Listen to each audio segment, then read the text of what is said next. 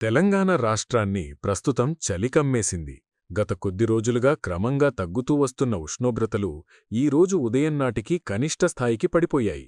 రాష్ట్రంలోని దాదాపు అన్ని జిల్లాల్లోనూ వీస్తున్న శీతల గాలుల వల్ల జనజీవనం స్తంభించిపోతోంది. సంగారెడ్డి, ఆదిలాబాద్, రంగారెడ్డి వంటి జిల్లాల్లో కూడా ఉష్ణోగ్రతలు 10 డిగ్రీల కంటే చాలా తక్కువగా నమోదవుతున్నాయి.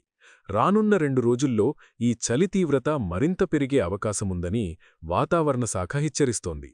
తీవ్రమైన చలి పరిస్థితుల నుండి మనల్ని మనం రక్షించుకోవడానికి కొన్ని కీలకమైన జాగ్రత్తలు పాటించడం తప్పనిసరి.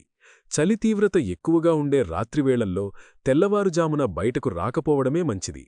ఒకవేళ బయటకు వెళ్లాల్సొస్తే శరీరం మొత్తం కప్పేలా మందపాటి ఉన్ని దుస్తులు, గ్లౌజులు, చెవులకు రక్షణగా మఫ్లర్లు లేదా మంకీ క్యాప్లను ధరించాలి. రక్తప్రసరణ సరిగ్గా జరగడానికి, శరీర ఉష్ణోగ్రతను స్థిరంగా ఉంచుకోవడానికి కాళ్లకు సాక్సులు ధరించడం చాలా ముఖ్యం.